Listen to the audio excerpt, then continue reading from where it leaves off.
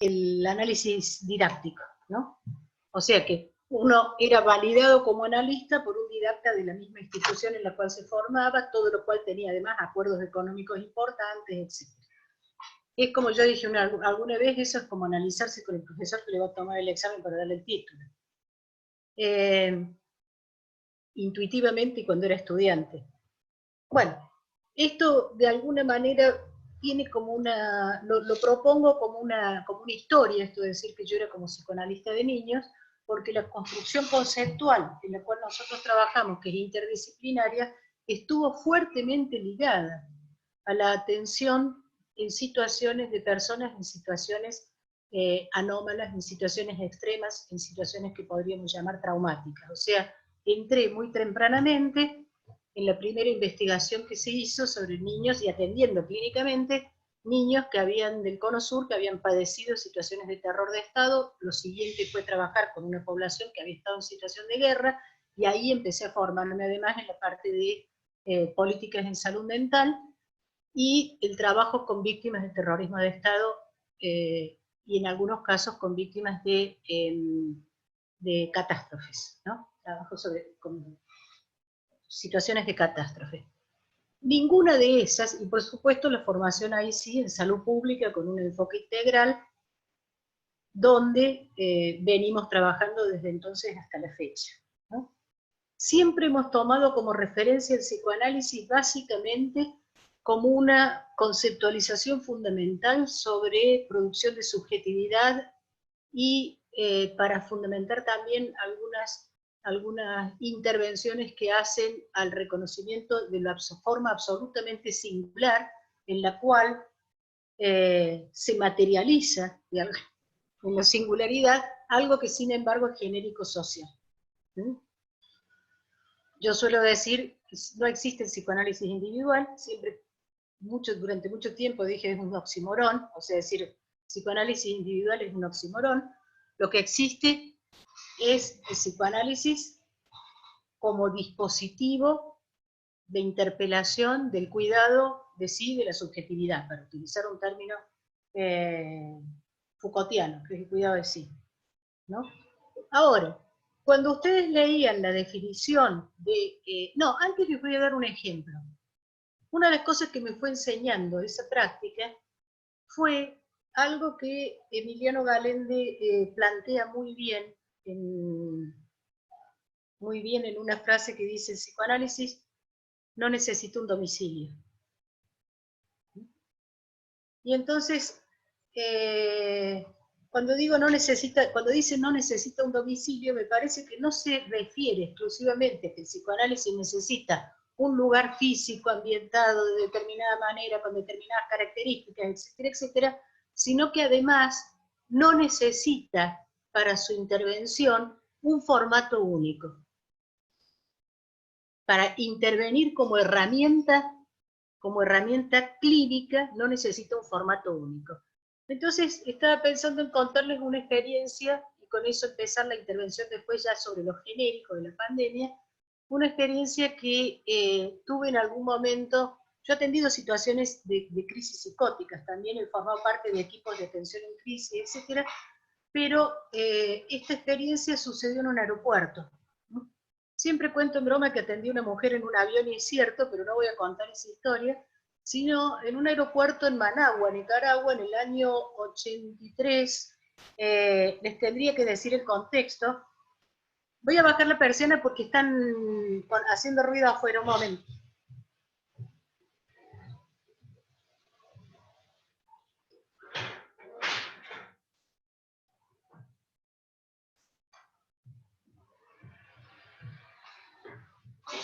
No sé si ustedes lo escuchaban, pero hay unas máquinas afuera que están, creo que limpiando la calle o algo así.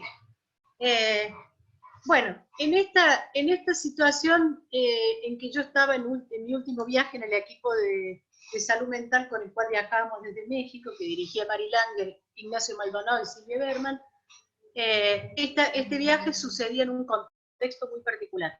O sea, había sucedido la invasión de Estados Unidos a Granada. Granada es un país muy pequeño, del tamaño de una provincia argentina, que había sido invadido con el nuevo modelo de invasión que habían tomado Estados Unidos en ese momento, que era bombardeo prolongado durante varios días, y cuando ya quedaba tierra arrasada recién entraba la tropa, y en ese momento se iniciaba la posibilidad de una invasión a Nicaragua, que estaba con un gobierno revolucionario, y de iniciarse la invasión, estaba ya la tropa de la flota norteamericana estaba en el Golfo, cercano, y de iniciarse la invasión iba a ser de esa manera, o sea, iba a ser bombardeo constante.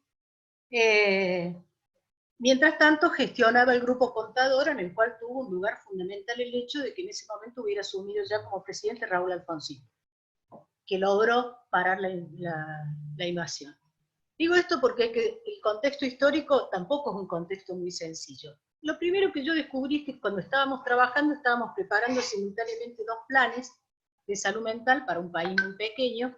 Uno era en paz y otro era en guerra. Y el plan de guerra era la asistencia de salud mental en situación de emergencia. Cuando terminamos de hacer la planificación, ahí yo me di cuenta que yo tenía una ventaja muy importante para trabajar con respecto al personal con el cual estaba trabajando, que era que si bien yo estaba ahí, mi familia y mi hijo particularmente estaban en otro país. En cambio que todo el equipo que tenía que trabajar estaba planeando simultáneamente una situación que los implicaba a ellos directamente en su vida, sus familias, etcétera, etcétera, ¿no? Me pareció muy interesante porque además esto lo compartíamos en el hospital psiquiátrico hasta con los pacientes. Fueron los pacientes del hospital de día de uno de los barrios los que hicieron dentro del barrio los refugios antiaéreos para las escuelas primarias. Entonces esto modificó radicalmente la relación del barrio con los pacientes psiquiátricos del hospital de día a partir de ese día. Pero cuando, bueno, terminada la tarea yo me tenía que ir. Y cuando llego al aeropuerto, el aeropuerto era un caos, porque había gente que trataba de salir del país de cualquier manera, a cualquier costo, esperando que alguien perdiera un pasaje, etcétera, etcétera. Y en medio de ese caos, mientras yo esperaba mi vuelo, había un niño con un ataque de pánico, un niñito como de 6 años, con un ataque de pánico, gritando, pegándole a la madre, pero era realmente una situación muy... uno se da cuenta que ese chico estaba sufriendo profundamente, profundamente, ¿no? No era un capricho, no era un berrinche, era un sufrimiento muy profundo de huella. Entonces me acerco a la madre y le pregunto qué le pasa, y me dice, nada, es que se lo di al tío para que se lo lleve a Panamá. O sea, ese chico estaba por salir del país, separarse de sus padres en esa situación, trasladado por una persona que prácticamente no conocía, porque en realidad no era su tío, era un vecino que viajaba a Panamá, y entonces habían logrado que autoricen a que se lleve el chico, que lo mandaban a la casa de un tío, ¿no? Para salvarlo eventualmente a él. Le digo, ¿usted habló con él toda la situación? No, no, no, solo le dije que se iba. Entonces lo llevé aparte, me senté con el chico, me senté con la madre, estuvimos un largo tiempo hasta que se calmó, le explicó a la madre la situación, le dijo a dónde iba a ir, cómo estaba. Todo esto fue conteniendo la situación hasta que el chico se calmó totalmente, después los acompañé, tomó la mano del hombre con el cual iba a viajar, se separó de la madre, dolido, pero estaba tranquilo, y se fue. Lo vimos darse vuelta por última vez, la última vez que se dio vuelta y levantó la mano, saludó y se despidió de la madre. Entonces, si ustedes me preguntan si esto es una intervención psicoanalítica, yo les voy a decir que es una intervención analítica. Porque solamente teniendo un marco complejo, teórico, como el que a mí me había dado la formación como psicoanalista, podía hacer esa intervención en ese momento. Ahora, si me preguntan si es la misma clínica que sucede en un consultorio, no es la clínica que sucede en un consultorio, ni siquiera en un consultorio de niños. Pero, de alguna manera, esta cuestión de poner en palabra, poder poner en palabra, y adquirir, darle una dimensión de sentido a aquello que está sucediendo, que rebasa, como bien dijeron cuando dijeron lo de la urgencia, que es lo que nosotros llamamos lo traumático, la capacidad de simbolización y de significación o de producción del sentido del yo, es en esa intervención singular, en esa situación singular, con una persona de esa edad y en ese contexto, a mi gusto, era una intervención psicoanalítica, y lo podemos hablar después. Durante mucho tiempo trabajamos teóricamente sobre esta cuestión sobre todo porque, como yo lo comentaba en algunas en una reunión reciente, yo he trabajado con neurosis de guerra, o sea, conozco perfectamente ese momento en que una persona que está hablando en una sesión deja de recordar y empieza a revivir. Y en ese momento que deja de recordar y empieza a revivir, el cuerpo empieza a funcionar como funcionó en la situación traumática. Se hace una descarga de adrenalina, el temblor corporal, puede aparecer el sudor, etc. Entonces, en ese momento, lo que está sucediendo en lo que esta persona está narrando no entra en el terreno del recordar y del narrar o del lenguaje, sino de la reminiscencia. Y es una reminiscencia corporal. Y esa reminiscencia corporal, por ejemplo, en nuestro modelo de intervención, nosotros la suspendíamos, la poníamos en suspenso. Le hacíamos en ese mismo momento una pregunta que lo trajera aquí, ahora y al presente. Ese momento no es un momento de interpretación. No sé si esto es más o menos lo que esperaban. Hecha esta salvedad, porque muchas de estas cosas fuimos trabajando en años de experiencia en clínica con personas que habían pasado situaciones absolutamente inelaborables, porque también una persona que sobrevivió de un centro de detención clandestino ha pasado situaciones que muchas veces son inelaborables. Se pueden llegar a hablar, se pueden llegar a pensar, se pueden llegar a pero en algún momento ese corte resignificó prácticamente la historia de esa persona. Este fue uno de los bagajes que nosotros usamos, y después yo empecé a pensar, hice mi formación en salud pública, y entonces empecé a pensar ya no solo en términos de procesos que le pasan a sujetos singulares, sino también en la articulación entre los procesos genéricos, los dispositivos, las formas, los colectivos sociales, en los cuales se van produciendo las condiciones de estos procesos singulares. ¿Cuándo? Porque acá les debo decir una cosa, una persona de mi generación, quiere decir todavía en un momento en que está viva, digamos, no muy joven, pero que todavía estoy viva, ya atravesó, le voy a decir cosas, una epidemia brutal durante la infancia, la de polio. Vio desaparecer del mundo una enfermedad que fue la viruela. Yo soy de las personas que todavía tienen la marca de la vacuna mundial que erradicó la viruela de la Tierra. Vio situaciones de derrumbe de estados, de la entrada del terror de Estado, etcétera, etcétera. Todo lo social. Vio aparecer la primera pandemia absolutamente nueva de la historia, que aparece en la historia moderna, en el siglo XX, que venía creyendo que iba a vencer todas las enfermedades, veníamos aumentando la esperanza de vida, veníamos con los antibióticos logrando hacer que no fueran mortales enfermedades que ya lo eran, habíamos descubierto los métodos anticonceptivos, y por lo tanto había aparecido una generación en la historia, que fue la única que podía tener sexualidad sin riesgo, porque todas las enfermedades de transmisión sexual eran bacterianas y se curaban con antibióticos, y los métodos anticonceptivos permitían evitar los embarazos no deseados. Entonces, supuestamente, porque no era así para todo el mundo, porque estos sistemas no llegan a todo, etc., pero simbólicamente había una generación, la única, que había roto la ecuación entre sexualidad y muerte. Porque además las mujeres ya no morían en los partos, como morían en el siglo XIX, por supuesto seguían muriendo de aborto, pero esa realidad estaba totalmente anulada, no se mencionaba, y cuando parecía que la ciencia y la cultura y la civilización habían logrado vencer la naturaleza de la enfermedad y de la muerte, salvo el cáncer que quedaba como un camino a recorrer, aparece el SIDA. Año 1981. Y quiero decir 1981 porque es la forma en que se empieza a transformar también en ese periodo, después de la crisis de los 70, todas las relaciones entre sociedad, mundo, integración global, financiarización de las economías, etcétera, etcétera. Ese mediado de los 70 es ese corte. A partir de ahí hubo una sucesión. A partir de ahí hubo una sucesión. Tuvimos las enfermedades reemergentes, reapareció el cólera, por ejemplo, cuando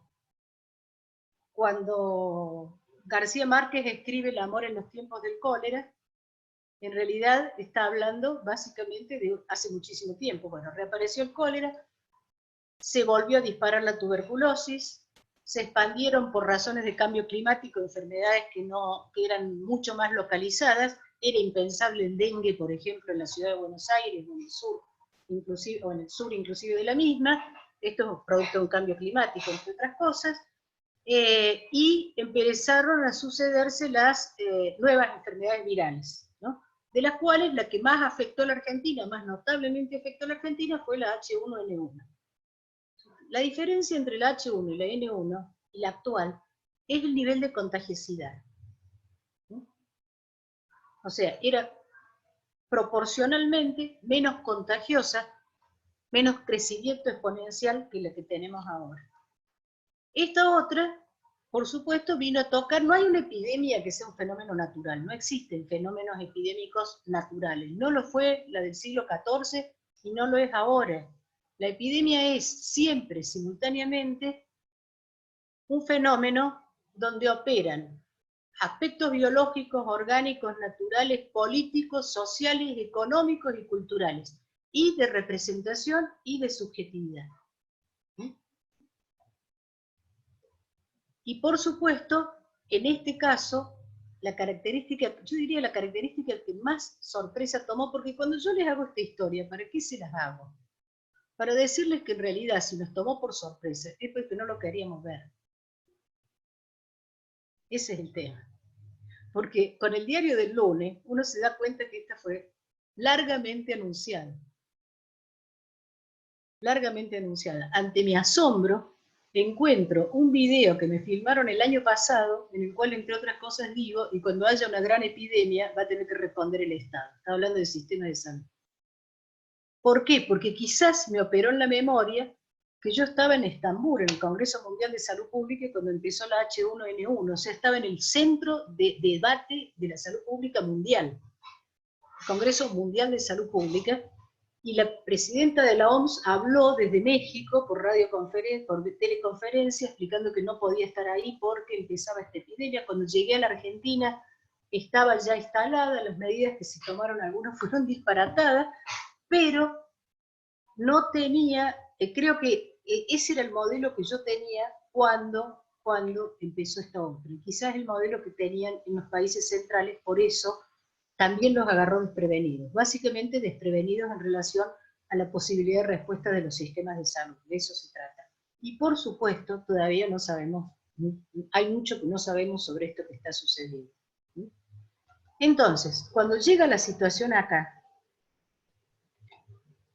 y efectivamente aparece como un impensado, como un imprevisto, pero entre otras cosas aparece como un imprevisto porque la forma que construimos de andar por la vida, y ahí viene la frase que citaron, es una forma que tiene dos elementos. En general, una negación de la imprevisibilidad de la muerte, ¿no? Porque la mortalidad en accidentes de auto es altísima en la Argentina, pero cuando yo me subo a un auto para irme a Córdoba todos los veranos, no pienso que me voy a matar. Ni pienso que corro un riesgo de muerte, lo tomo como un viaje que voy a hacer. Pero eso tiene un componente de negación. Tiene un componente de negación, teniendo en cuenta el nivel de riesgo estadístico que uno corre en una ruta en Buenos Aires, o por ejemplo en un fin de semana largo. Entonces esa capacidad de negación, Freud escribe en Consideraciones sobre la guerra y la muerte, escribe al principio, empieza diciendo la muerte no se deja ya negar. Y creo que el primer efecto, el primer impacto de esta pandemia para muchos, salvo para aquellos para los cuales la negación es una vía regia, digamos, entonces para muchos fue efectivamente esto de que la muerte no se dejaba ya negar, y las imágenes de los medios de comunicación referentes a otros países completaron esta sensación. Para algunos grupos, los así llamados grupos de riesgo, también. Para todo el mundo, y nosotros hacemos una lectura, una investigación, para pensar las problemáticas de salud mental,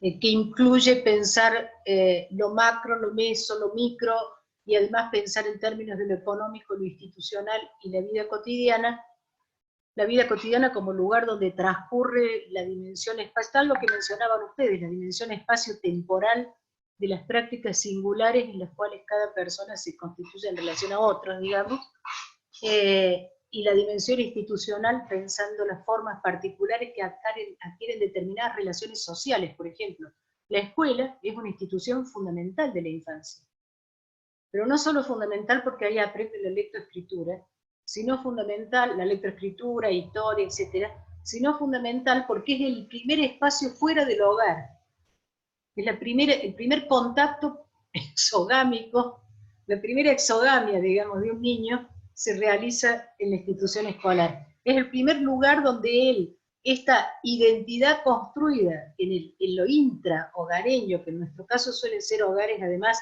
poco numerosos y muy pequeños, no es una red o un colectivo. Hay una frase de Tognoni que dice, para criar un niño se necesita una escuela, Tonucci. Se necesita una aldea. Bueno, nosotros no tenemos aldea. Lo que tenemos en general, sobre todo en los sectores medios, son niños habitando hogares, en general monoparentales o duparentales, pero hogares reducidos a la familia nuclear, y la escuela es la primera salida de ese modelo para estar en una organización colectiva de pares, donde además hay adultos con los cuales no tienen un vínculo familiar directo, ¿no? Todo esto es constitutivo de la infancia. Ni hablar en el caso de los adolescentes. Esto se alteró, esta relación entre vida cotidiana y institucionalidad se alteró, todas las vías institucionales estaban de alguna manera conmovidas, y ahí tuvimos que empezar a pensar, incluyéndonos reflexivamente, cuáles eran algunas de las posibles formas de respuesta subjetiva a esto. Teníamos investigaciones previas de situaciones anómalas y la respuesta en salud mental de las poblaciones. Esas primeras investigaciones las habíamos empezado después de la hiperinflación del 89, donde empezamos una línea de investigación que fue sobre crisis económica y subjetividad, ¿no? Y donde armamos este esquema de pensamiento. Entonces habíamos encontrado una serie de investigaciones, voy a poner un ejemplo, hay una serie de investigaciones hechas sobre la crisis del 30 en Estados Unidos, alrededor de por qué la crisis del 30 desencadena en Estados Unidos un pico epidémico de suicidios, ¿no?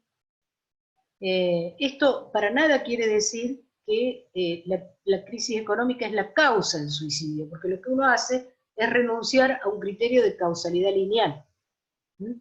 Porque es decir que es la causa del suicidio sería negar que, sin embargo, dentro de la misma crisis hubo singularidades que optaron entre comillas por la salida del suicidio, y hubo otras que no.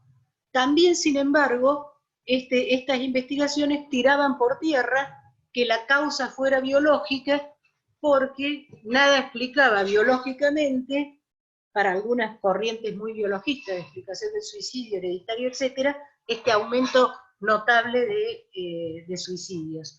Y finalmente, tampoco se explicaba exclusivamente como un síntoma en el sentido subjetivo, porque de golpe, en ese momento, se producía como un pico epidémico. Quiere decir que esa misma persona singular, en otras circunstancias, quizás no hubiera optado por una acción de esta índole. Entonces estábamos hablando de pensar, y ahí entra la cuestión de lo interdisciplinario, y de pensar los procesos de salud, enfermedad, atención, cuidado, por un lado, incluyendo la dimensión subjetiva, y por otro lado, articulando lo colectivo y lo singular en niveles distintos de comprensión. Hay niveles de análisis que son para colectivo, y hay niveles de análisis que son para singular, pero lo singular no es otra cosa que la forma en que se particulariza lo genérico social. Por ejemplo, el lenguaje, ¿no? Este es como el marco teórico para pensar esta situación.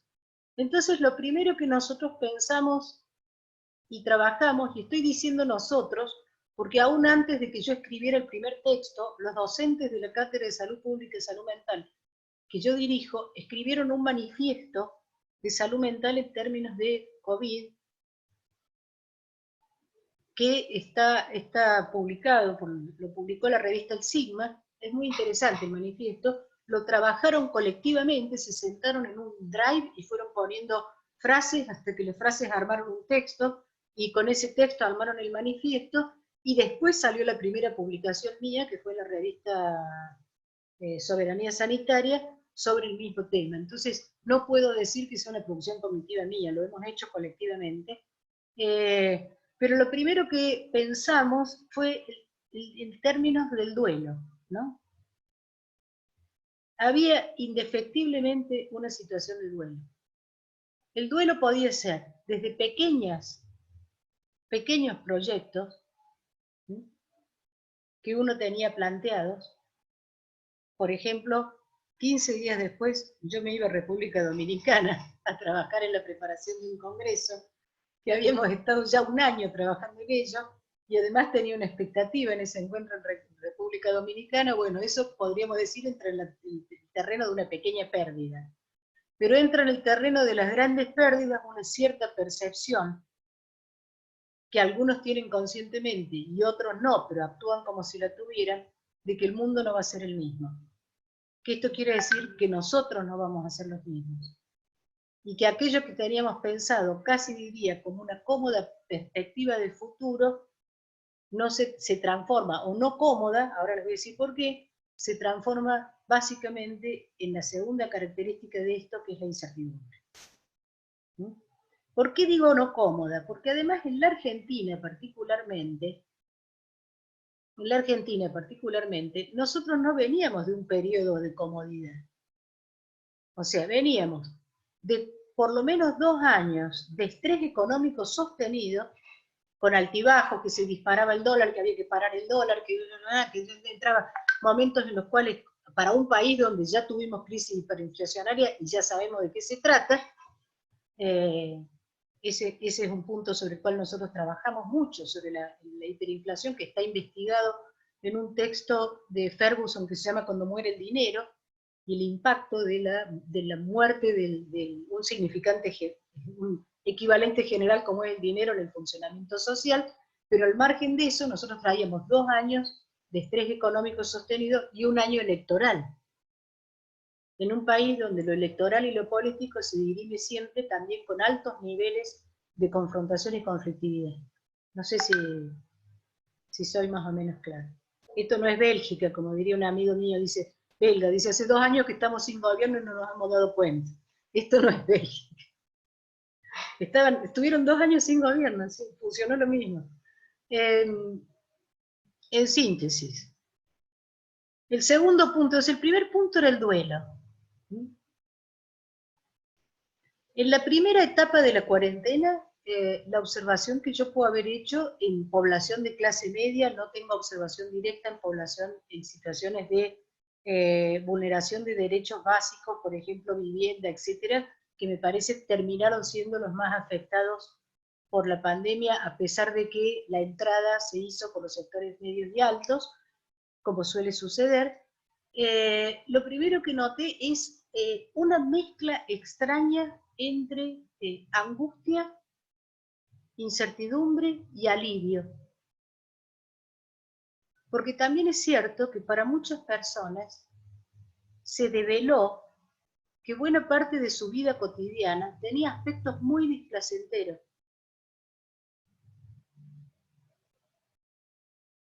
Digámoslo así, no es que salimos del paraíso y caímos en el infierno. No mucha gente extrañó viajar 2 horas apretujado en un sistema de transporte inhumano. No mucha gente extrañó un trabajo en el cual se produce, digamos, maltrato en la situación de trabajo. No mucha gente extrañó determinadas condiciones de hiperocupación, por ejemplo.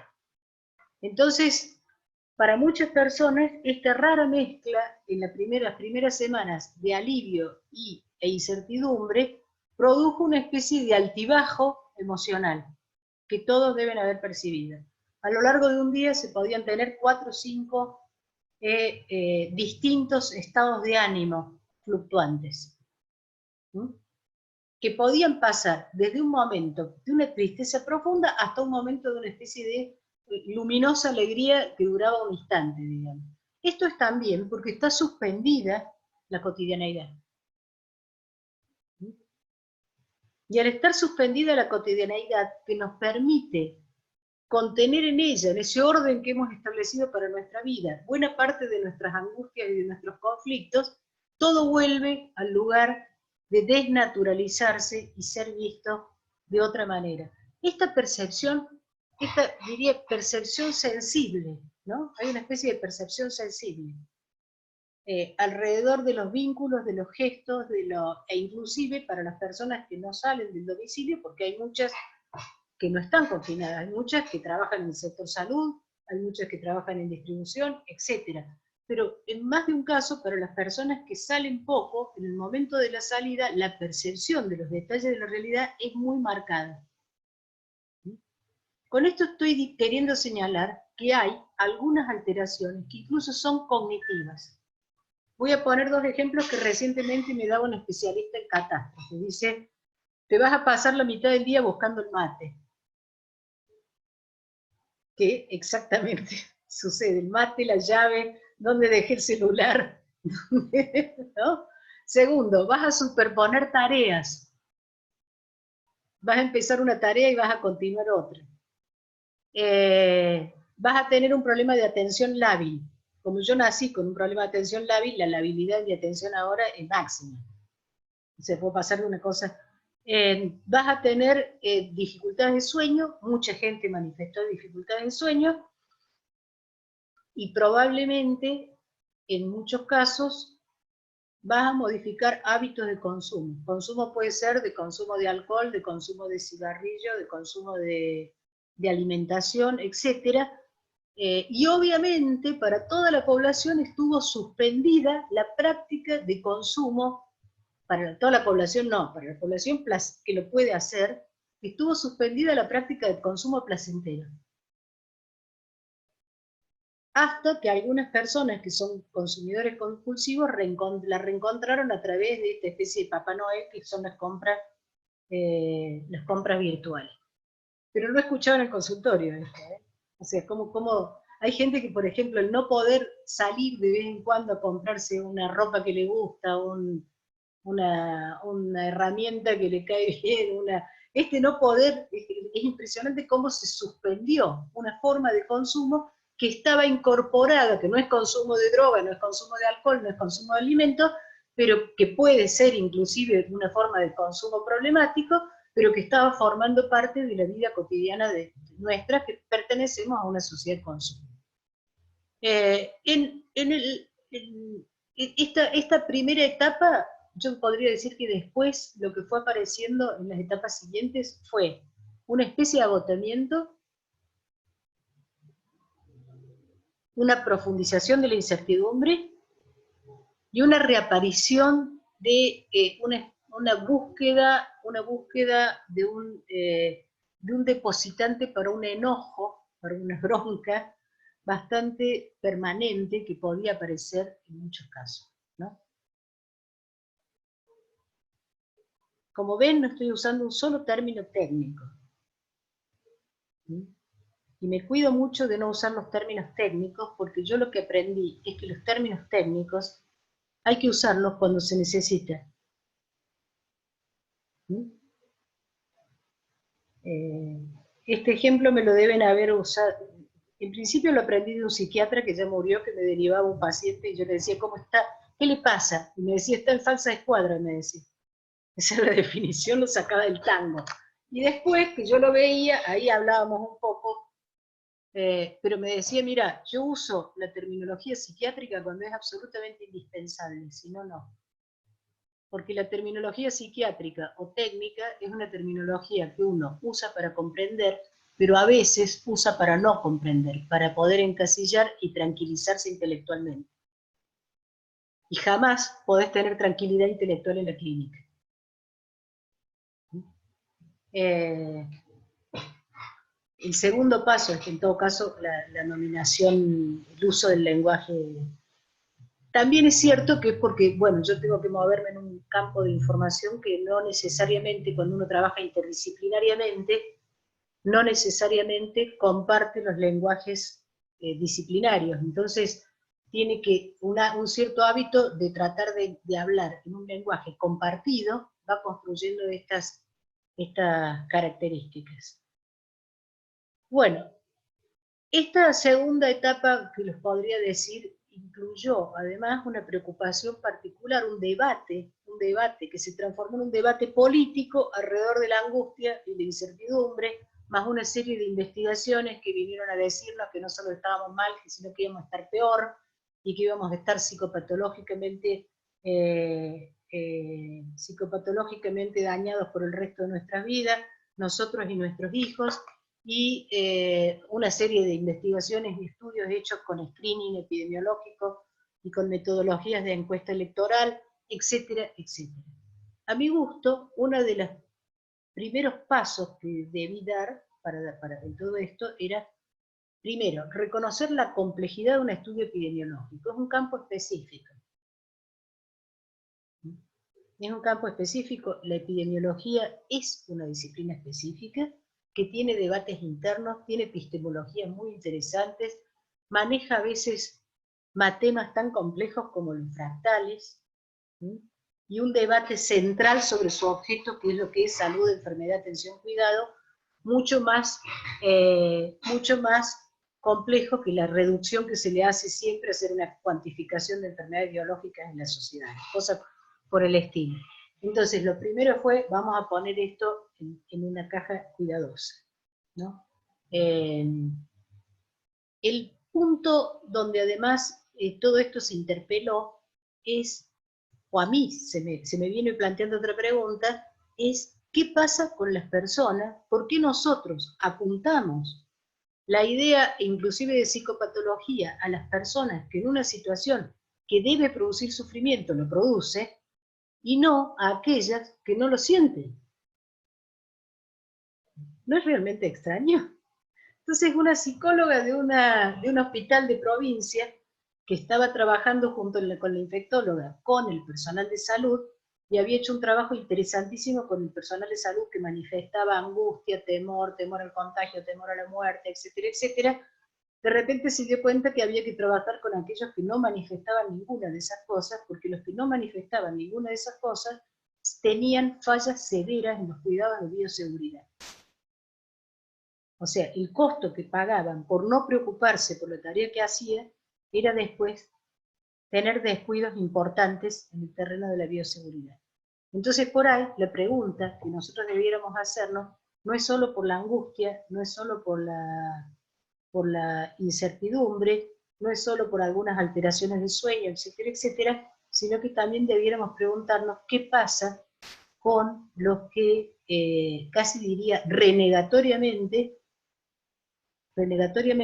tratan de reconstruir una explicación mítica que es más o menos la siguiente: todo esto no es cierto,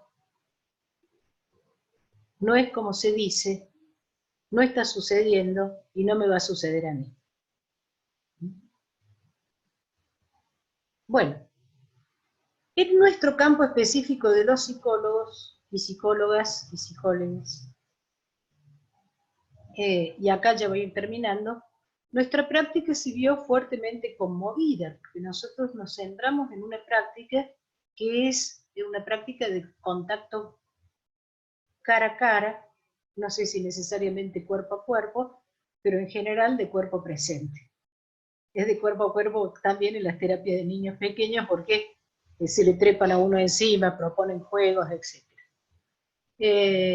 Y en general, estoy hablando no de los psicólogas y psicólogos que trabajan en hospitales, en servicios, en centros de salud, en prácticas comunitarias, sino ahora sí de las prácticas singulares realizadas en consultorios por empresas de medicina prepaga, distintas formas de pago, entre comillas, que pueden ser directo o por medio de un pagador tercero. Siempre ese pagador tercero es el término técnico, en términos de gestión sanitaria.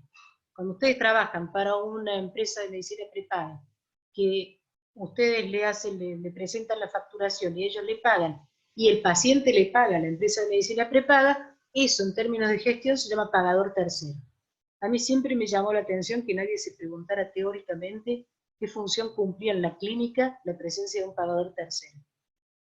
Siempre, no sé si ustedes conocen a alguien que lo haya trabajado, pero yo no conozco a nadie. Durante mucho tiempo se hicieron muchas preguntas sobre el psicoanálisis en la institución pública, el psicoanálisis es posible en la universidad, el psicoanálisis es posible en la institución pública porque el paciente no paga. Hablo de la década de los 80, los 90, pero nunca escuché que en esa misma época, cuando aparecieron las intermediarias, prestadoras de servicios de salud mental, que contrataban a destajo al personal pagándole por acto médico y cobraban por cápita, en ese periodo nunca escuché que nadie hiciera un escrito, una pregunta, una reflexión sobre cómo funcionaba esto del pagador tercero. Mientras observaba que los pacientes elevaban las notas a la empresa para quejarse del trabajo de terapeutas a los cuales no le habían dicho que iban a elevar la nota. Pasaban esas cosas, ¿no? O sea, efectos en la clínica muy notables. Hecha esta salvedad, lo que pasó en el primer momento fue, a mi gusto, un desconcierto, una parálisis de muchas de las prácticas. Acá tocó de distintas maneras, según el tipo de práctica que se desarrolla y la experiencia de cada uno y la experiencia personal de cada uno. Debo decir que yo hace muchos años que atendía virtualmente, yo tengo pacientes en el exterior. Empecé a hacerlo porque tenía pacientes, primero porque la vida de la gente joven particularmente no es muy estable hoy en día, en términos de lugar. Entonces tenía pacientes que se iban a hacer una rotación de residencia 6 meses en España, otro que se iba a hacer una beca en Nueva York, pero eran personas que iban a volver y querían mantener sus tratamientos. Empezamos a mantenerlo así. Después atendiendo pacientes víctimas de terror de Estado que residían en el exterior y a quienes entrevistaba acá, cuando venían alguna vez y querían seguir el tratamiento con alguien de acá. Eventualmente hay personas que viven en el interior, en lugares pequeños y no pueden atenderse en ese lugar porque se conocen todos. Por ejemplo, eso fue abriendo como una gama de atención que yo he tenido que ir incorporando de distintas maneras, pensándolo en términos clínicos, pero no me era desconocido. Para algunas personas debe haber sido desconocido. Pero por otro lado, no todas las situaciones se pueden atender no presencialmente. Pero el problema fue que las empresas de medicina prepaga en las obras sociales en general decidieron no pagar la atención virtual. Y ahí fue, a mi gusto, una gestión necesaria, que inclusive intervino la FEPRA, intervino la Federación de Psicólogos, intervino la Dirección Nacional de Salud Mental, que no depende de la Dirección Nacional de Salud Mental esta decisión, pero que hizo un comunicado que a su vez llegó a la Superintendencia del Seguro de Salud, que a su vez sacó finalmente el reconocimiento, pero que a su vez no fue en todos los distritos del país, por el carácter federal de la Argentina, no fue siendo reconocido igual por todas las entidades y significó un conflicto fuerte en las prácticas. El segundo fue la resolución cuando en un proceso de apertura del aislamiento social preventivo obligatorio se reconocen las actividades esenciales y no se colocan entre ellas las actividades de los psicólogos, psicopedagogos, etc. Esto terminó, como este es un país federal, terminó coincidiendo con el hecho de que en realidad rigió para Buenos Aires, porque ya el municipio de San Isidro habilitó, sin embargo, los consultorios, algunas provincias lo hicieron, etc. En donde se hizo, sin embargo, fue necesario armar un protocolo de bioseguridad bastante complicado. Yo lo venía trabajando con algunas yo tengo reunión con personas de otros países, estamos como haciendo un monitoreo de situaciones, y algunas personas de Madrid ya habían reabierto los consultorios con unas normas de cuidado que prácticamente no permitían atender más de 3 pacientes o 4 en una tarde. De hecho, estaba recordando que una de ellas comentaba que el diván le tenía que poner una funda de un material descartable, que cuando se iba la persona ella la tiraba. Y no me acuerdo cuánto me dijo que salía cada una de esas fundas en euros. Pero además, ¿a dónde conseguiría uno acá esa funda? Es un material biodegradable de... Bueno, estas fueron las discusiones del campo en la práctica que hace a una forma de las prácticas. En las otras, y según los distritos, los psicólogas y psicólogos pasaron a cumplir muy distintas funciones, desde trabajar con líneas telefónicas, con personas que estaban aisladas por su posición de COVID, apoyar subjetivamente el personal de salud, mantener funcionando un hospital, digo las que he escuchado, mantener funcionando un hospital de día de manera virtual, y funciona. Algunos encontraron formas de trabajar con niños pequeños de manera virtual. Creo que la gente del Fórum Infancia, acá me dice alguien, bueno, la gente del Fórum Infancia ha publicado bastante sobre ello. Hay muchas formas de trabajo territorial también, y si ustedes me preguntan, se ha producido un impasse, una ruptura de las prácticas de tal manera que nosotros vamos a tener que revisar todas nuestras prácticas a partir de ahora. No solamente, acá me dicen en el centro de Mafalda lo hacen en forma virtual, efectivamente, no solamente las que hacen referencia al COVID o la atención en situaciones clínicas en instituciones públicas y estatales, sino que vamos a tener que prácticamente revisar todas las prácticas. En el medio de eso, para los que trabajan con niños, pasaron algunas cosas desapercibidas por el momento en el cual estamos. Por ejemplo, la OMS declaró medicamento no esencial y lo retiró prácticamente, entra en duda, el fenilfenidato, la droga básica del Ritalin. Quiere decir que venimos medicando a no sé cuántos niños con un medicamento que empieza a entrar en cuestionamiento a partir de sus posibles efectos dañinos. No será la primera vez que pasa. Esto lo paso como un comercial.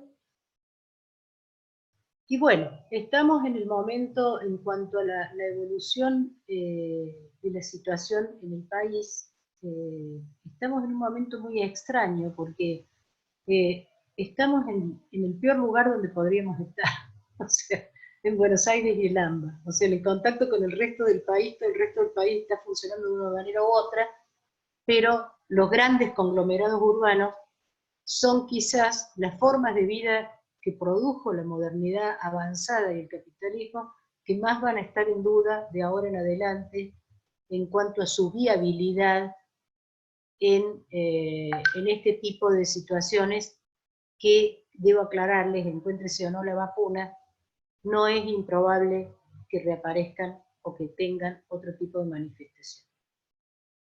O sea, algunos hablan de crisis civilizatoria. Yo la definición que suelo hacer, creo que la di al principio, es que esto es un desequilibrio, la COVID fue el desequilibrio catastrófico de un sistema de altísima inestabilidad, hipercomplejo, en un contexto en el cual probablemente estamos en final de época e inicio de otra, y se están entonces redefiniendo casi todas las líneas de anclaje de la organización de la economía mundo capitalista y de la economía singular y de los ordenamientos vital de cada una de las personas. Lo que pasa es que, como decía algún autor, lo más difícil es cuando se derrumban los pequeños mundos, o sea, los mundos individuales. Bueno, vamos a abrir las preguntas, tenemos un rato para charlar.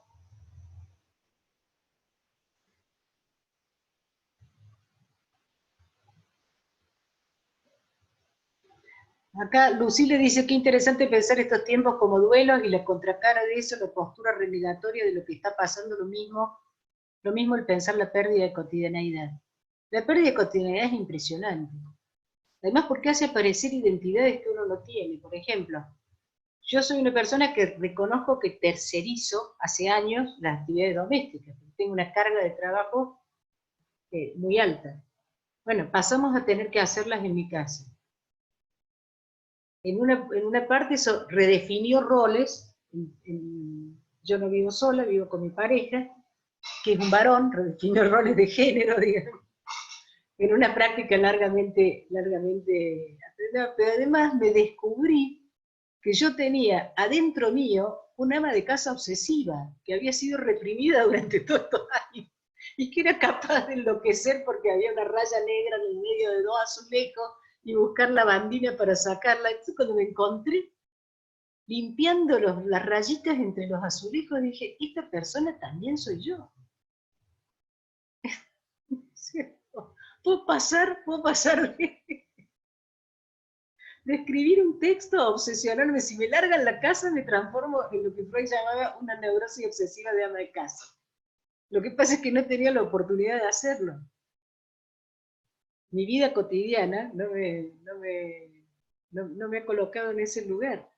Y si probablemente si no hubiera estado trabajando, cosa que le debe haber pasado a algunas mujeres, lo que pasa es que yo seguí trabajando remotamente, todo lo que hacía duplicado o triplicado por la cantidad de actividades.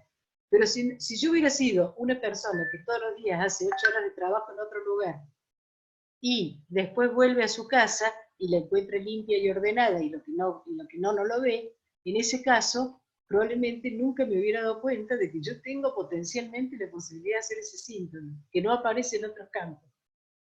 No sé si de esto puede... me preguntan si hay algún estudio en relación al aumento del consumo de drogas en esta situación. Mira, no conozco ningún estudio serio, pero hay una suposición de aumento de consumo de alcohol y psicofármacos. El problema del consumo de drogas es el dealer. O sea, si vos estás encerrado en tu casa, ¿dónde la conseguís? Porque vos podés pedir una botella de whisky o comprarla en el barrio, pero bueno, si tenés un proveedor, pero yo no sé si ha habido un gran aumento del consumo de drogas. ¿Mm? Lo que sí bajó, eso bajó, te lo dicen todos los médicos de guardia, bajó la entrada de fin de semana de jóvenes con intoxicación alcohólica o coma alcohólico.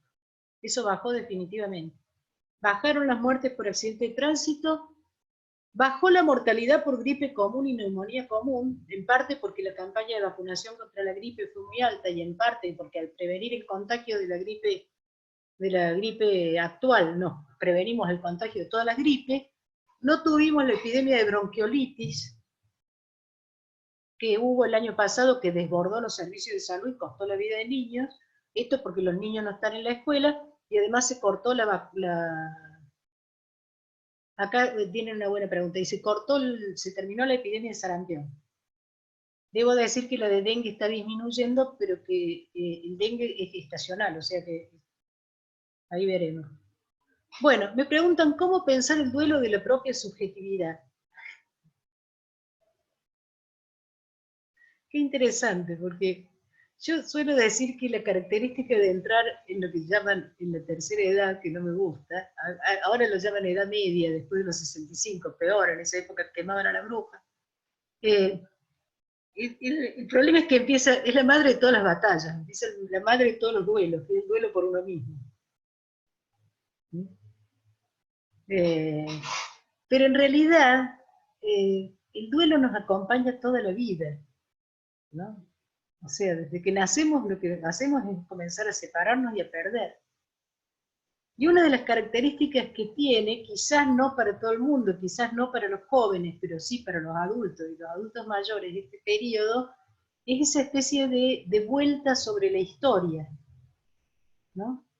Todos estamos pensando mucho en nuestra historia, todos estamos teniendo recuerdos de la infancia y les podría decir que casi todos estamos con alguna reactivación de duelos, de pérdidas tenidas durante la vida. Y esto es así porque los duelos convocan a los duelos. Los duelos convocan a los duelos.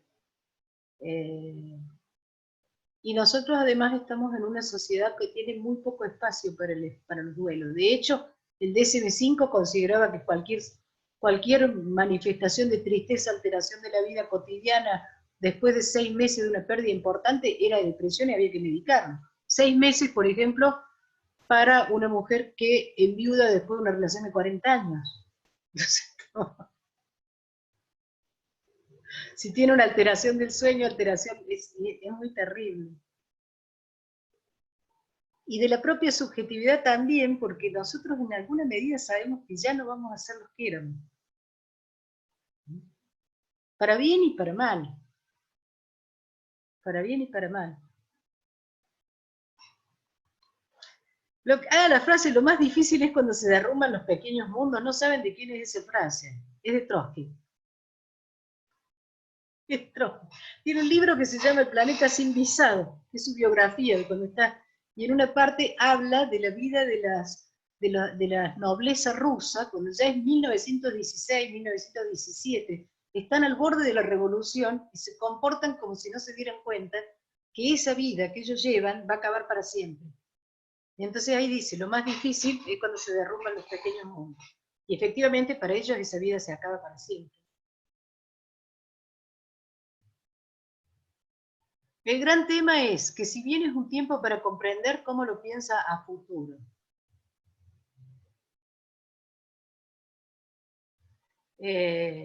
No, yo no. El futuro está a hacerlo. Nosotros no sabemos cómo va a ser el futuro, porque no sabemos cómo se van a... A mí me queda claro cómo se están organizando las fuerzas de la sociedad, las tendencias que hay en la sociedad, casi le diría a nivel mundial. Anteayer estaba hablando con un amigo de Alemania, que es muy grande, por cierto, y él me decía que la pandemia disminuyó la fuerza del neonazismo. Porque hay una vieja historia, o sea, el nazismo fue una posición ligada al romanticismo, al antipositivismo. Entonces queda pendiente en la cultura alemana esta cuestión de ciencia o romanticismo, como si estuviera subyacente en la cultura. Y dice, y al final la gente eligió por la ciencia. Entonces tiene mucho apoyo en las medidas que va tomando el gobierno, que claro, que es Alemania. Y disminuyó la fuerza del neonazismo. Pero esto es porque se van configurando actores. Yo tengo la impresión de que hay un sector muy grande de la sociedad mundial que percibe de alguna manera que no se puede seguir ni concentrando la riqueza como se venía concentrando, ni excluyendo a las millones de personas como se venían excluyendo, ni soportando situaciones de sufrimiento y guerra como se venían soportando. Piensen los sirios, ¿no es cierto?, que hace 10 años eran una población como la Argentina, mejor, porque tenían más clase media, qué sé yo, y ahora son los vagabundos sin a dónde ir de un país devastado, y esto por razones que no tienen nada que ver, en todo caso, con las vidas de cada una de esas personas, con el cuidado, que muchos vienen pensando en la cuestión del cuidado de la naturaleza, ya es prácticamente como obvio que esto no es un virus que lo inventaron en un laboratorio, sino que se produce por alteración entre el contacto entre lo humano, lo natural, la ruptura de espacios naturales en los cuales están especies que tienen virus, que entran entonces en contacto directo con lo humano y mutan. Les voy a poner un ejemplo. El parvovirus, por el cual uno vacuna a sus perros para que no se mueran, es de origen gatuno.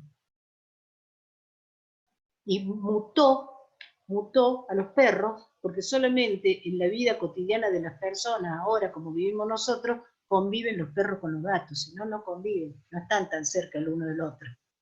Bueno, acá me dicen otras cosas. Bueno, entonces el futuro es, por un lado, hay un montón. Por otro lado, hay sectores que vuelven a una especie de puja irracional de construir una individualidad que piensa en la utopía de que un individuo puede sobrevivir a expensas del otro, digamos, ¿no?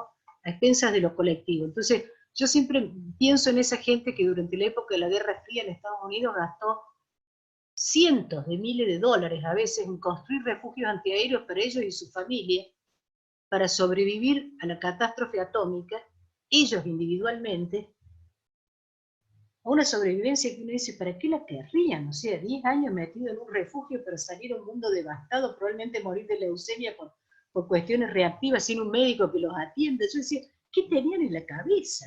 En lugar de pensar acciones colectivas para evitar la guerra, si es que esto era posible. Entonces, la idea, esa idea de sobrevivencia individual, colocando al otro como un enemigo y pensando en términos específicamente este concepto del individuo como ser de deseo libre, libertad, etcétera, etcétera, está también en la línea de algunos desarrollos bastante, que podemos ver en Brasil, bastante extraños en términos de la posibilidad de organizaciones futuras. Lo que sí creo es que las formas que nosotros conocimos de funcionamiento democrático están en jaque. Democracias formales están en jaque. Bueno, pensaba respecto a los modos de atravesar el malestar, la importancia de las redes y del lazo social. Como has comentado en otro espacio y venimos trabajando en la comisión, el aislamiento físico no es aislamiento social, efectivamente. Efectivamente, a mí me ha llamado la atención trabajando. Es muy notable qué es el lazo social, porque por ejemplo me decía un joven, ¿no? Me pareció muy interesante, me decía que es una persona bastante solitaria, pero que dice, yo soy una persona solitaria, pero yo me voy a un bar a estudiar y estoy con gente. Que le gusta estar con gente, digamos, ¿no? Es así.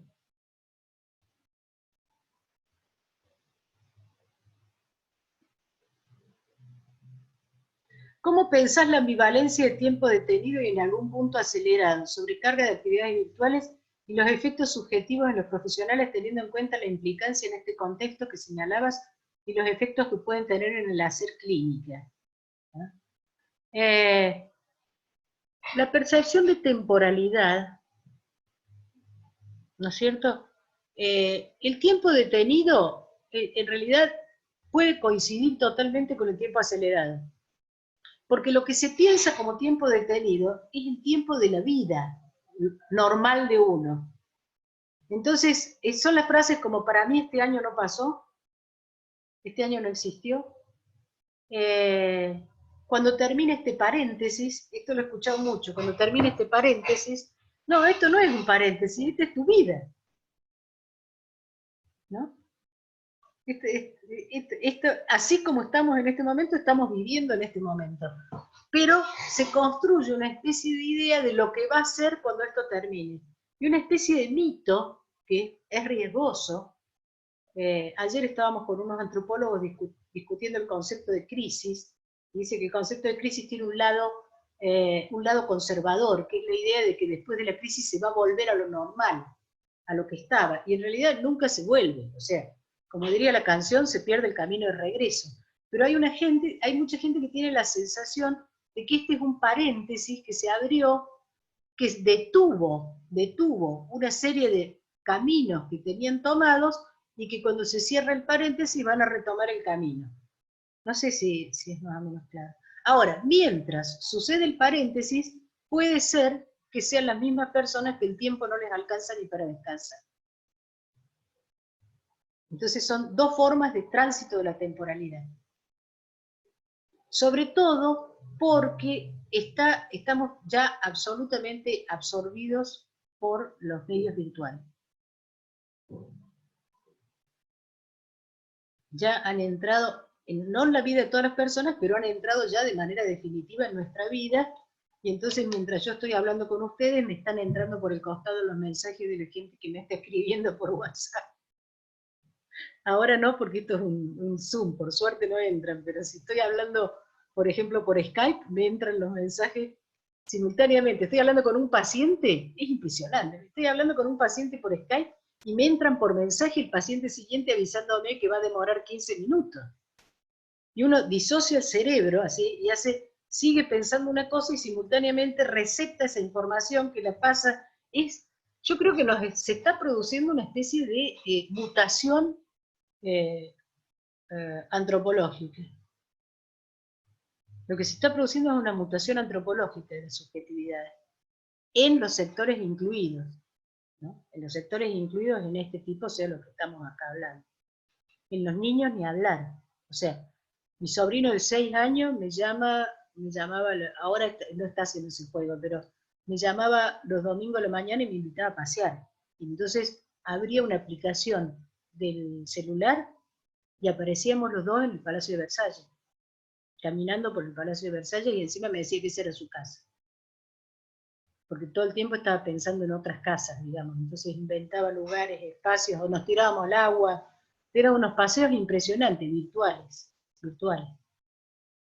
Es un niño de 6 años, quiere decir que eso ya se instaló para él como posibilidad.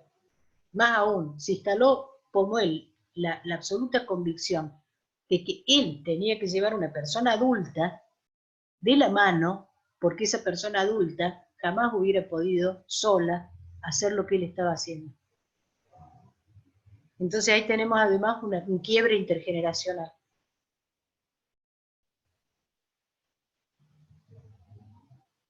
Acá hay una que no entiendo, dice la OPS, etcétera, por eso hay más encuentro con todo lo no resuelto y genera conflictos familiares. Ah, la obsesión por la casa, sí, claro. La tecnología ya se instaló.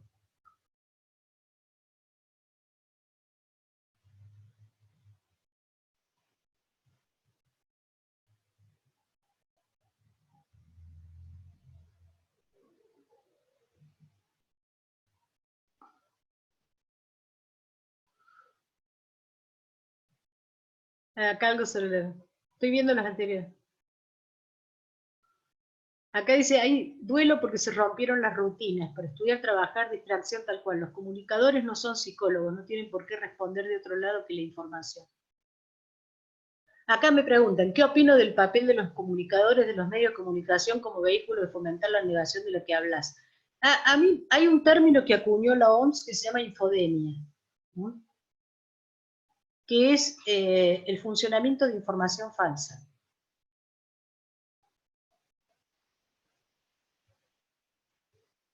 Yo personalmente creo que ha sido bastante lamentable la función de los medios de comunicación hegemónicos en esta situación.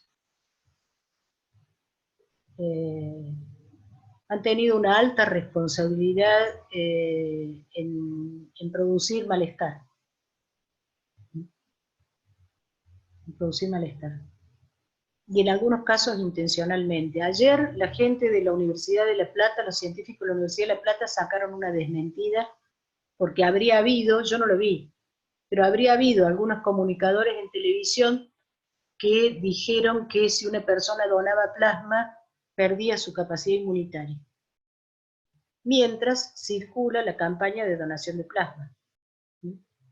Y de hecho, el tratamiento con plasma de personas que han tenido COVID es un tratamiento que está demostrando ser muy efectivo en personas que están en estado grave. Por lo menos yo conozco 2 o 3 casos que han salido adelante así. Y por comentarios de la gente que trabaja en ello. Entonces, poner en circulación una información que desalienta la donación de plasma es homicida.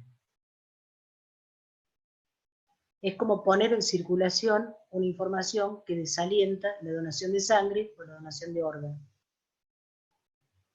Quiere decir, en algún lugar una persona decidió, porque escuchó eso, no donar plasma, y en otro lugar una persona murió porque no consiguieron donar. Entonces, no, la palabra no es gratuita. La palabra es un arma. O sea, no hay ninguna, quiero decirle, yo no soy científica ni bióloga, pero lo escuché con él, no necesita un biólogo para darse cuenta que es un disparate, de que si uno dona plasma pierde la capacidad. Es realmente disparatado. Ahora, para que hayan sabido los científicos a negarlo, quiere decir que lo calificaron como... yo soy epidemióloga, quiero decir, no soy epidemióloga, mi formación de posgrado, no había salud mental, cuando hice la formación en salud pública, y que era un curso de 6 horas diarias durante un año, eran 1.300 horas de clase. y en la segunda mitad del año la formación de especialidad la hice en epidemiología. Entonces, algunas cosas, no soy epidemióloga, pero hice esa formación. Algunas cosas entiendo. Y yo no puedo creer algunas cosas que se dicen y que uno escucha en los medios de comunicación. Y lo peor, creo que no es ingenuo. Creo que no es ingenuo. Creo que responde a determinadas intencionalidades que tienen que ver con intereses corporativos, políticos, etc. Entonces, no, hay de todo, quiero decir. Y lo otro que en general no me parece, pero que es una característica mundial de los medios de comunicación ahora, es que desde la época Reagan en adelante descubrieron esta cosa de generar alarma y el escándalo. Alarma, escándalo, indignación, alarma, escándalo, es una sensación constante, es un bombardeo constante de, como diría Spinoza, pasiones tristes. Uno necesita una información un poco más tranquila sobre situaciones como esta. Me parece, todo el tiempo, yo tengo la sensación de que si prendo las formas, los informativos son casi todos, son en tren agitativo. Hay que agitar, hay que agitar, hay que agitar. Vamos a agitar gente que no puede salir de su casa y que eventualmente lo que tiene que hacer es tratar de recuperar una rutina. Es la diferencia entre agitación y propaganda, que es una diferencia clásica de la política, implica dos formas de comunicación. La agitación está dirigida a movilizar, y la propaganda está dirigida a generar conocimiento y conciencia, en ese término. Bueno, el 90% de los medios hacen agitación, no propaganda. Y lo que se necesita es más propaganda y menos agitación. Bueno, Alicia, sí. Vera, soy Vera. Vera. Me quedé pensando un poco en esta cuestión de esta situación que estamos viviendo todos, ¿no? Ya sea psicólogos o no, esto de estar en la casa y de tener que, tuvimos que volver a hacer actividades que antes no hacíamos, ¿no? Como, bueno, limpiar la casa, hacer un montón de cosas, además de los que tenemos los chicos del colegio, digamos, tener el colegio en casa, ¿no? Yo pensaba qué importante es esto de tratar de nosotros, y además los pacientes, ¿no? Tratar nosotros como, pensaba, bueno, como psicólogos, los que somos psicólogos, mantener un orden, mantener digamos, ciertas pautas que nos restituyan digamos, a que a la noche es la noche, la mañana, el mediodía, cortar cuando hay que cortar, ¿no? Qué difícil sucede, digamos, qué difícil esto, que creo que a todos nos ha pasado, y el trabajo que tenemos que hacer nosotros para poder también transmitir a los más chicos tranquilidad, porque si uno está en su casa como loco, sin parar 24/24, es muy difícil transmitir eso a los chicos, a los adolescentes, o a un ambiente familiar tranquilo, ¿no? Mira, el caso de los hogares con niños pequeños es complicadísimo. Es complicadísimo, particularmente si los padres tienen que hacer trabajo en el hogar. Uh-huh. Claro. Además, el otro día yo he escuchado cosas muy inteligentes he escuchado, podría decir, una de las cosas que me llama la atención en el consultorio, atendiendo ahora, es que algunas personas hacen reflexiones sobre sí mismas muy centrales, y son personas que conozco y no las habían hecho, no sé si las hubieran hecho en otras circunstancias, no sé si... Uh-huh. No estoy hablando del inconsciente, estoy hablando de algo... Y hay una de las mujeres decía, el problema de estar en la casa todo el día es que soy yo todo el día. Claro. Me dice, ¿viste? Cuando uno sale, me acordé mucho de Goffman, ¿no? Cuando uno sale para irse a trabajar, de alguna manera construye otra imagen, es otro yo, digamos. Así como el chico cuando se va al colegio, es otro que cuando está con los padres, digamos, ¿no? Entonces, dice, así como te vestís y te vas a trabajar y estás en contacto con las otras personas, dice, vos no sos exactamente el mismo yo. Dice, pero ahora estoy metida en casa, soy yo todo el día. Claro. Otra joven decía, me casé con él y lo amo, pero el contrato no era 24 horas diarias. El contrato no era 24 horas diarias. Y Claro. efectivamente no era el contrato. Era el contrato de una pareja joven que tiene un montón de actividades que al final se encontraban en la noche, se tomaban un vino, la pasaban regia, veían una peli, digamos. No 24 horas diarias. Esto que estoy diciendo puede parecer como obvio, pero es lo Es lo que constitutivo pasa. de la vida. Es lo constitutivo de la vida, ¿no? El trabajo de las madres, que a su vez tienen que atender a casa donde hay una sola computadora, se pelean todo, y el ordenamiento temporal, por ejemplo, la gente que se volvió, yo los adolescentes que se han vuelto absolutamente nocturnos lo entiendo porque es la única forma de tener un espacio para ellos. De hecho, la nocturnidad adolescente está investigada así. Creo que por Aullero, entre otros, ¿no es cierto? El uso de la ciudad durante la noche por los adolescentes es una forma de apropiarse de un espacio que normalmente está habitado por los otros, por los adultos, etc. Pero los adolescentes se volvieron murciélagos, digamos. Sí. O sea, la mayoría, ¿no? Independientemente del intento de las escuelas de mantenernos. Y muchos de los adultos también. Creo que muchos de los adultos se volvieron así noctámbulos, además por la serenidad de dejarse llevar por un ciclo de series, películas, etc. Acá me dicen que tuvo que pedir que se turnen para estar en el cuarto para hacer cada uno lo que quiera en ese tiempo, y sí.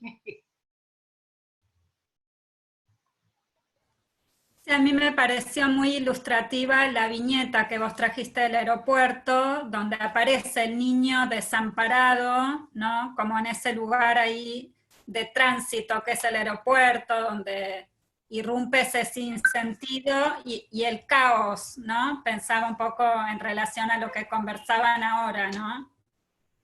Es que ese chiquito estaba en un ataque de pánico. Y mi objetivo no era que no sufriera, mi objetivo es que saliera del pánico y entrara en todo caso en el temor y la tristeza. Que son mucho más elaborables que el pánico. Totalmente. Alicia, una ¿Sí? cosa que ahí preguntaban en el chat que me parece muy interesante, que lo habíamos hablado, que es alguien que está viendo desde Facebook, que es Gonzalo Sánchez Velasco, que él es Lo estoy director de la leyendo, Escuela sí. de... Sí, viste que esto, los duelos que convocan otros duelos, ¿no? Y también la creatividad y las distintas cuestiones que también implican en este momento, la cuestión del acompañamiento en las personas en el tramo final de su vida, también, y Sí, cómo ahí hacer los ritos de duelo. Bueno, recientemente la dirección, la Secretaría, Julieta Calmes convocó y después pasaron un video sobre lo que están trabajando alrededor de cómo acompañar a las personas con COVID en terapia intensiva cuando los van a entubar, porque en realidad la persona cuando la entuban, la sedan, ¿no? La duermen, pero no sabe si va a despertar. Tiene una alta probabilidad de que ese sea el último momento de su vida consciente. Y esto sucede en absoluta soledad, sin contacto con la familia, sin nadie.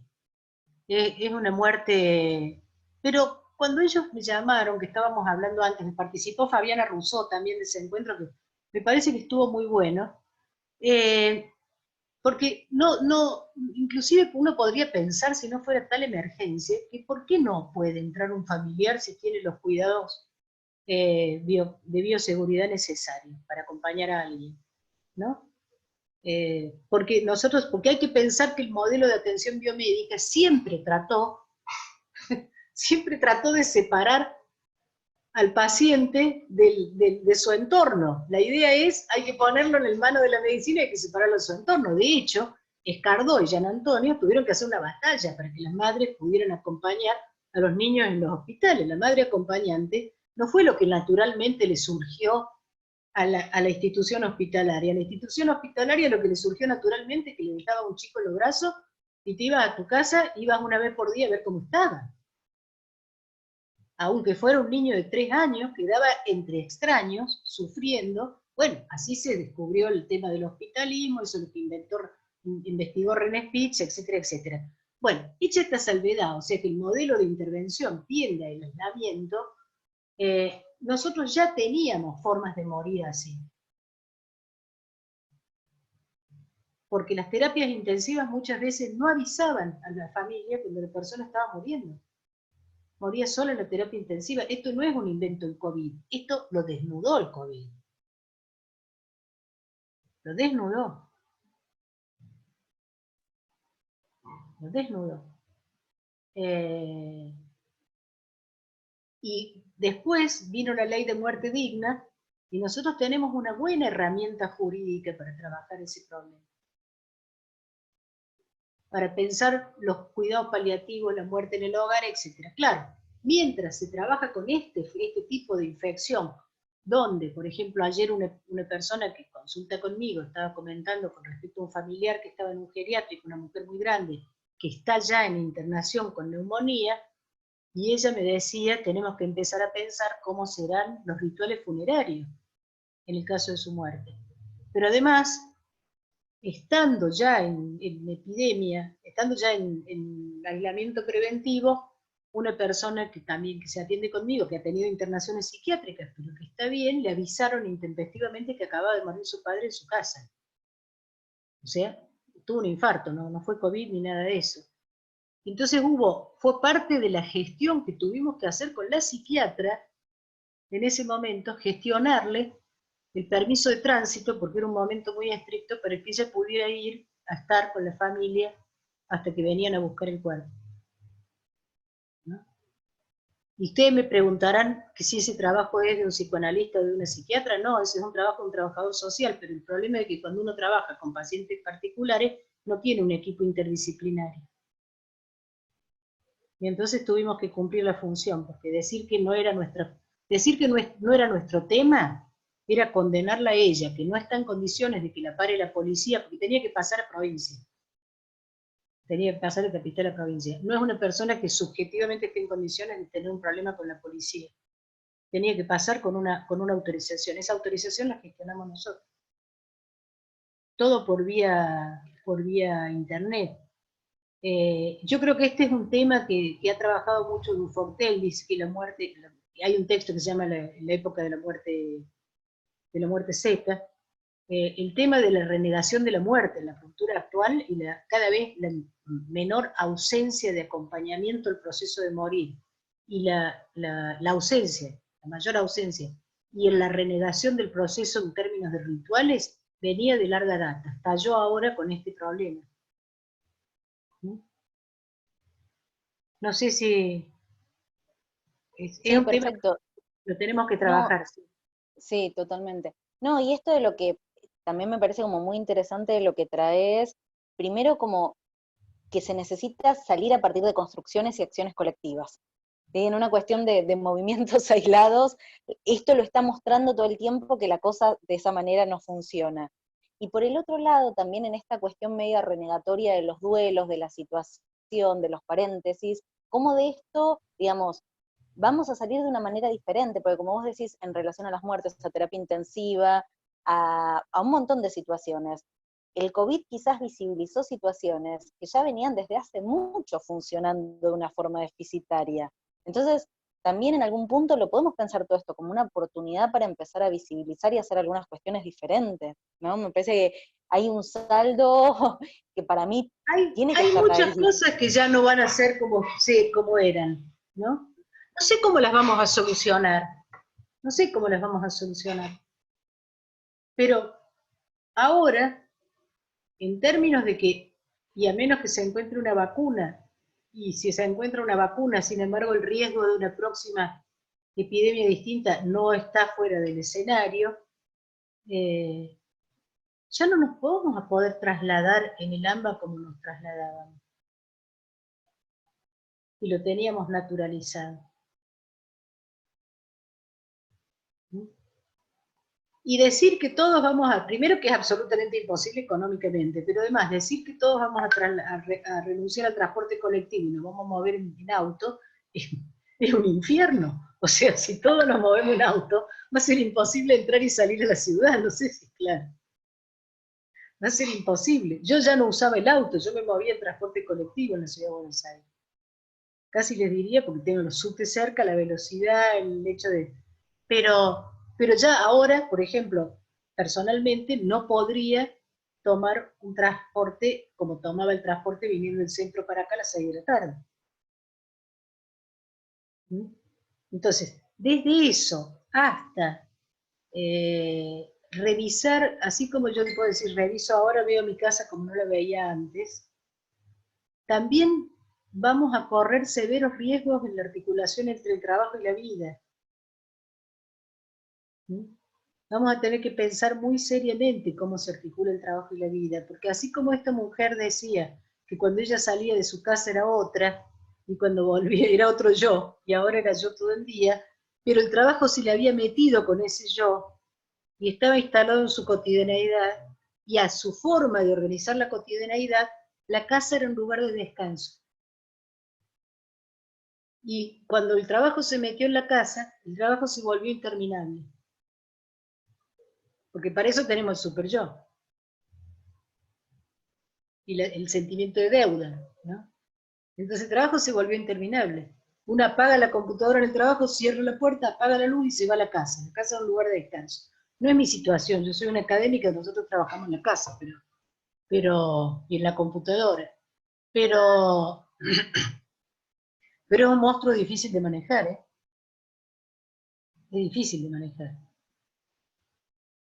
Ya no te pide la fuerza de trabajo, te pide la subjetividad del trabajo ahora.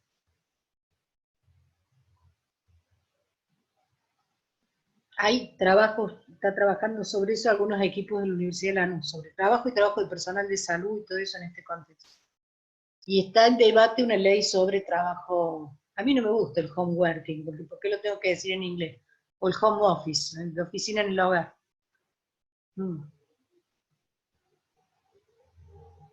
Bueno.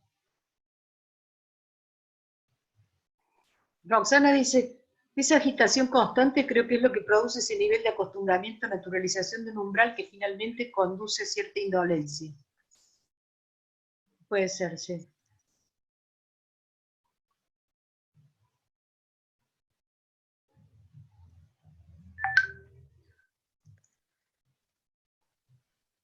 Dice, las madres con COVID son separadas de sus bebés.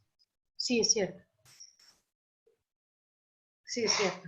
Y en España, una amiga mía con la cual yo me encuentro no por razones profesionales, sino porque hablamos porque es amiga mía, en algún momento ella evaluó la posibilidad de alojar en su casa a un niño de 5 años porque los españoles estaban pidiendo hogares sustitutos para niños cuyos padres estaban con COVID y que no tenían dónde alojarlos. Y ese problema también puede aparecer.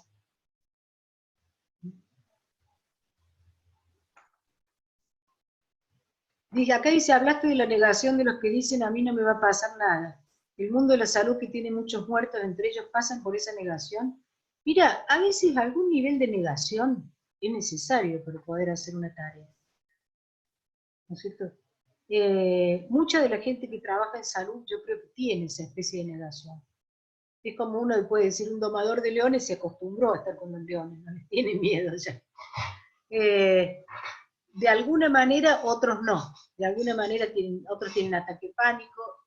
Yo no les podría llevar muy largo, la que trabaja esto es Miriam Losco, lo que ha significado para el personal de salud, quizás muchos de ustedes lo saben, trabajar en estas circunstancias, de los costos que ha tenido familiares.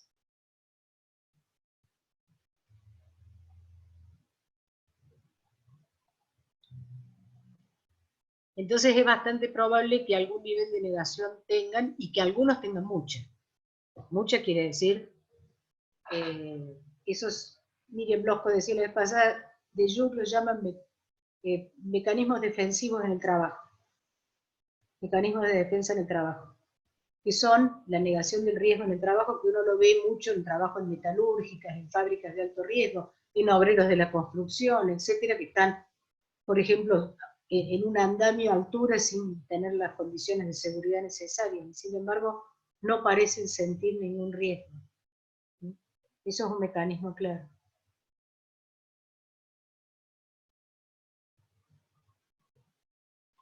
Bueno.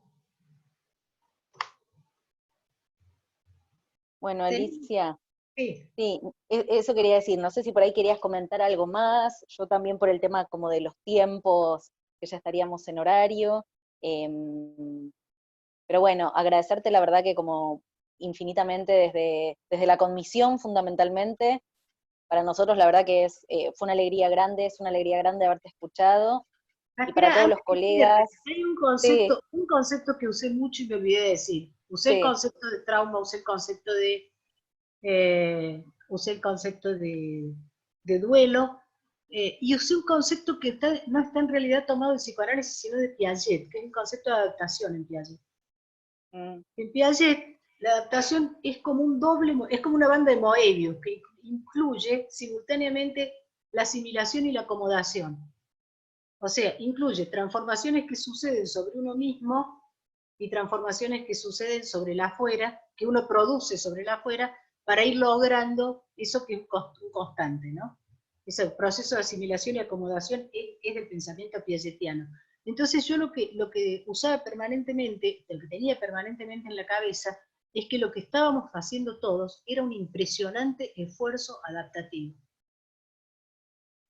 Un muy impresionante esfuerzo adaptativo, y que buena parte de la sensación de cansancio permanente era el esfuerzo adaptativo, desde las pequeñas a las grandes cosas, del reordenamiento total readaptativo de la vida, acomodando y reacomodándose, transformándose uno y transformando las condiciones en las cuales se envuelve su existencia. Ahora sí te dejo terminar. Era el concepto que me faltaba. No, perfecto. No, solamente esto, la verdad que agradecerte, digamos, desde la Comisión de Urgencias, desde todo el Distrito 15 del Colegio de Psicólogos, que bueno, me parece que son charlas necesarias. Y en este momento también, donde a veces la temporalidad se trastoca tanto y la temporalidad cansa tanto, por ahí tener estos encuentros que impliquen una pausa para pensar algunas otras variables, algunas otras dimensiones, me parece que nos suma un montón a todos. Así que nuevamente agradecerte por tu disposición, por tu generosidad en la transmisión. Me parece que nos llevamos un montón de cuestiones como para seguir pensándolas y trabajándolas. Así que bueno, eso. Sí, Muchísimas gracias. Y la calidez con la que transmitís, y como vos decías, sin usar términos complejos, podés decir tantas cosas, ¿no? Sin utilizar términos ni científicos ni por ahí psicoanalíticos, o poder transmitir tanto. Creo que esta calidez que nos has transmitido, bueno, nos dan ganas de volver a invitarte. Bueno, nos vamos a seguir viendo. Muchas gracias. Sí, muchas gracias, Alicia. Gracias a vos y bueno, muchísimas gracias. Gracias a Lucila y a Lisandro por la comisión y por el trabajo que hicieron. Bueno, nos vemos. Gracias, nos estamos viendo. Bueno, un beso muy grande. Adiós. Y a todos por participar también. Gracias, Ole. Bien. Bueno. Hasta un próximo encuentro, entonces. Finalizamos, así es. Ya que estamos, los invitamos. El viernes, creo que es el primer viernes de agosto, vamos a tener una charla con Ricardo Mauro para seguir hablando sobre estas temáticas. Bien. Así que bueno, hoy justo creo que salió el boletín con toda la información, así que los invitamos también después para otra charla de este estilo. Así es, salió la invitación también. Buenísimo. Bueno. Gracias. Muchas gracias. Adiós. Chau, chau. Adiós. Gracias. Chao.